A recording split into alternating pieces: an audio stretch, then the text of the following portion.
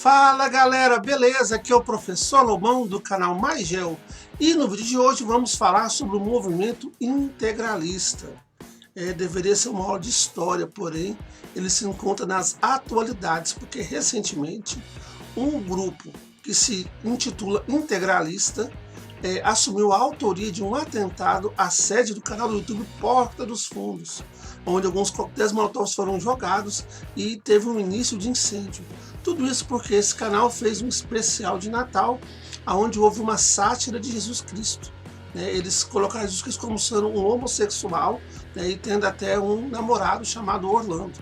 E isso gerou uma grande comoção no mundo cristão, e como o grupo integralista tem como base o cristianismo, inclusive até de forma bem exacerbada, esse grupo então reivindicou esse ataque, fez esse ataque ao Porta dos Fundos. Vale ressaltar que os integralistas hoje em dia são um grupo muito disperso, houve umas grandes ramificações, uma grande divisão. Mas chega de enrolação e vamos para o vídeo após a vinheta.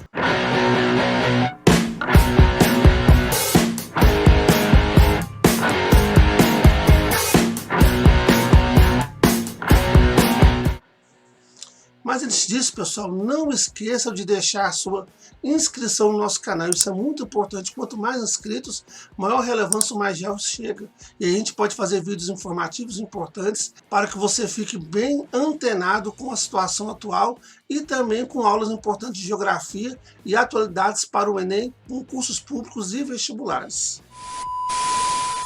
O grupo integralista tem como figura importante, como figura maior, o Plínio Salgado. Ele foi o seu fundador, isso nos anos 30. E durante muito tempo, então, ele dominou esse movimento no Brasil. Aliás, foi após a sua morte que esse movimento perdeu muita força e relevância e se ramificou e se dividiu em vários grupos. Então, quando você fala de movimento integralista, você tem que estudar um pouquinho da biografia de Plínio Salgado, das suas ideias e de como esse movimento se tornou muito importante, especialmente no período de Getúlio Vargas. O integralismo, pessoal, não é um grupo de pessoas, e sim uma ideologia, uma ideia, um pensamento. Em linhas gerais, então, ele é uma doutrina, e essa doutrina está localizada no espectro político na extrema-direita. Quando eu falo extrema-direita é porque não tem nada mais à direita que esse movimento. Então ele é o máximo, ele é o auge da direita, e ele é um movimento denominado movimento fascista brasileiro. Dentre as suas principais características, nós temos o ultranacionalismo, o amor à pátria, o amor ao Brasil, as cores da bandeira, esse nacionalismo que não é um nacionalismo normal, mas sim exagerado, onde inclusive até ele se torna um importante movimento xenófobo, porque ele gera aversão aí a pessoas de outros países, Então, um movimento que busca uma identidade nacional de maneira muito extremada, muito exagerada. Não confundir o nacionalismo, você gostar do seu país, da sua cultura, da música, do cinema, com esse nacionalismo exagerado, que gera aquela polarização. Ou você ama o Brasil, ou você odeia o Brasil. Então, se você não apoia esse movimento, eles falam que você é uma pessoa traidora, uma pessoa que não gosta do seu país. Outra característica do integralismo é o chamado conservadorismo, que é aqueles valores tradicionais da família, onde você vai ter a família patriarcal, onde você vai ter os valores cristãos, então extremamente ligado à religião, ao cristianismo. Então, o movimento integralista ele é altamente conservador. E se alguém tem um modus de vida, uma forma de viver diferente, essa pessoa, então, ela é considerada, ela é excluída, ela é dividida. Como eu falei, é um movimento extremista, onde ou você é, ou você se torna, então, um inimigo. Outra coisa, então, a defesa desses valores cristãos, e aí você vê, porque que aquele especial do Porta dos Fundos gerou essa revolta nos integralistas, e ele prega a união do povo brasileiro. O povo brasileiro, então, tudo junto, e formando uma grande pátria, uma grande identidade. Então, esses são os valores do chamado integralismo. O integralismo ele surge oficialmente no dia 7 de outubro de 1932, quando houve um manifesto, né, o Manifesto Integralista, chamado Manifesto de Outubro, que estabeleceu os princípios do integralismo. Vale ressaltar que esse momento, o período entre a Primeira e a Segunda Guerra Mundial, foi um movimento muito especial na história da humanidade, onde você teve países com grande crise econômica, especialmente você teve aí a crise de 29, né, onde você teve então uma grande miséria, uma grande fome, e surgem no mundo movimentos extremamente nacionalistas e segregadores, né, movimentos fascistas. Inclusive até o canal Magel fez um vídeo mostrando esse período entre as duas guerras mundiais, que é muito importante e cai bastante no Enem. E foi nesse contexto que surge então o movimento integralista, 7 de outubro de 1932, com esse manifesto que vai estabelecer as bases para o integralismo. O principal símbolo dos integralistas utilizados hoje é a letra sigma, uma letra grega que representa o somatório. Então, se você for observar, o símbolo do somatório é essa letra sigma. Então, a ideia inicial é o que? É unir, é somar, juntar o povo brasileiro em torno então, desse movimento. E aí você tem a relação, por exemplo, com o fascismo italiano. No fascismo italiano, por exemplo, você usava aí um feixe, de varas representando uma mesma unidade, uma mesma fraternidade. Então, uma das características muito fortes do fascismo é a unidade. Essa unidade, pessoal, ela vai ligar as pessoas que estão no grupo, mas vão dividir, vão separar aqueles que não concordam. Você não pode discordar. Se você discordar, você se torna um inimigo. Infelizmente, essa unidade deveria ser uma coisa boa, não acontece. Mesmo com o crescimento dessa ideologia, lembrando, um momento muito atípico aí de muita pobreza, de muita tensão, crise econômica mundial, mesmo tendo esse crescimento dessa ideologia, o integralismo não tinha uma influência, uma força direta no governo.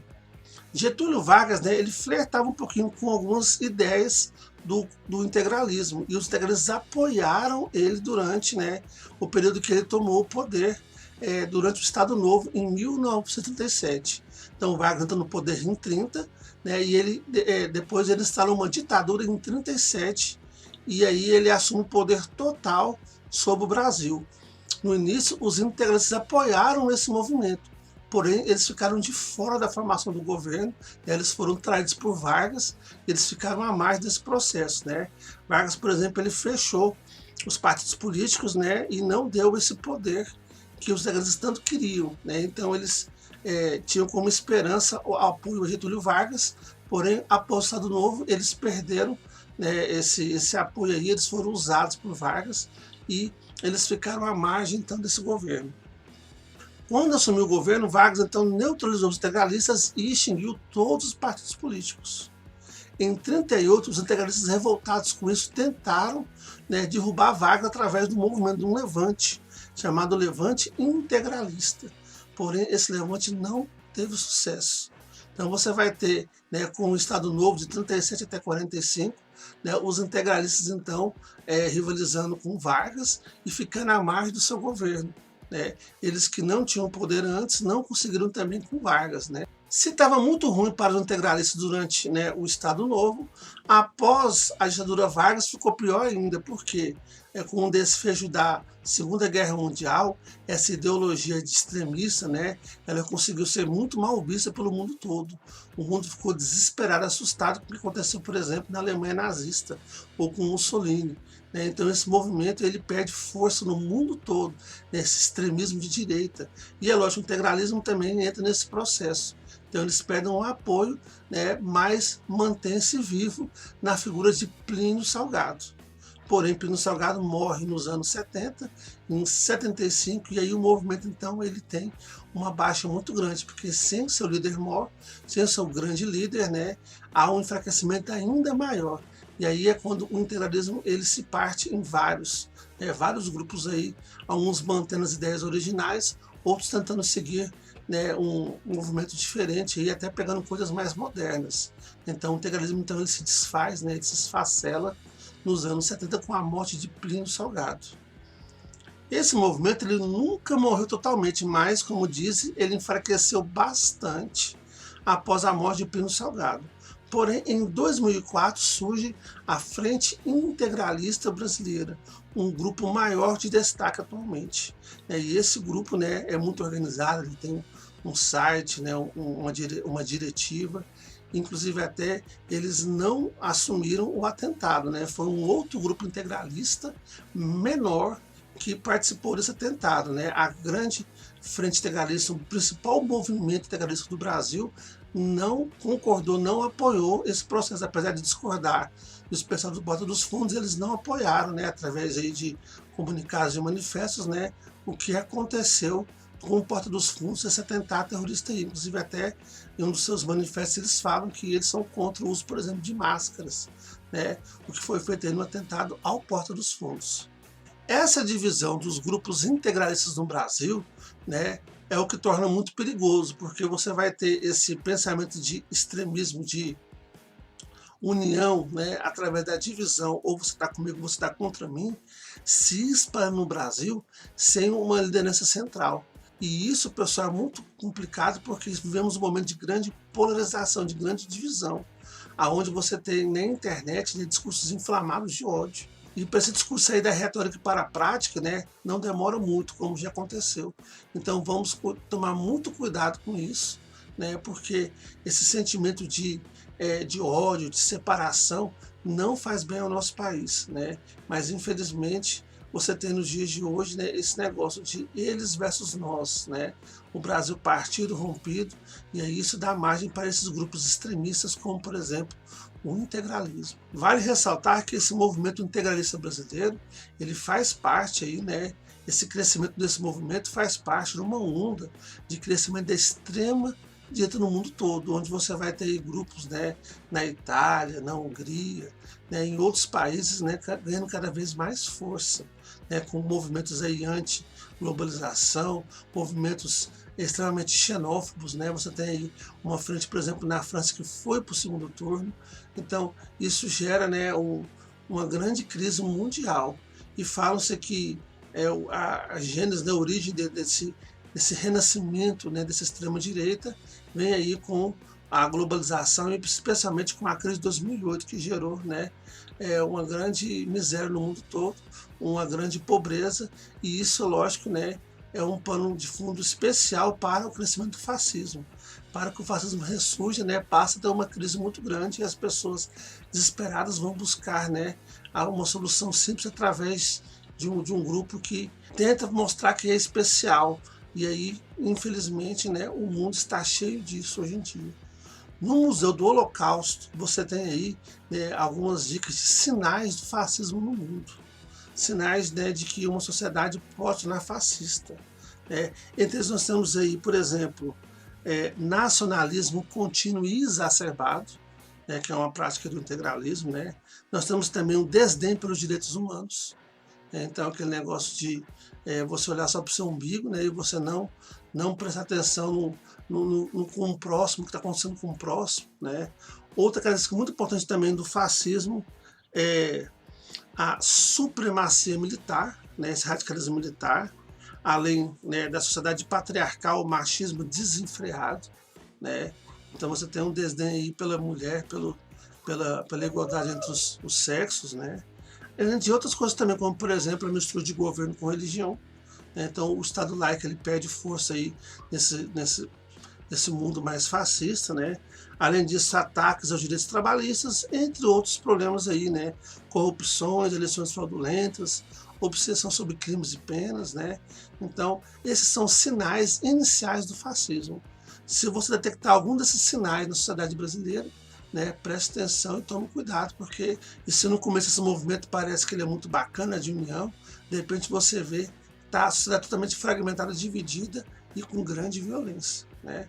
Inclusive até o canal Maisel tem um vídeo que fala sobre o fascismo. Né? Então eu vou deixar na descrição desse vídeo aqui o link para esse vídeo que a gente está explicando o que é o fascismo e para que você então forme seu pensamento crítico aí de como essas ideias estão crescendo no mundo. Beleza? E essa foi uma pequena dica do canal Maisel sobre o movimento integralista. Espero que vocês tenham gostado. Peço que você dê o seu curtir aí né, no canal, para que isso ganhe mais força e mais relevância. E deixe um comentário se você quer uma sugestão de pauta de algum vídeo que a gente possa fazer. Muito obrigado e até mais, show.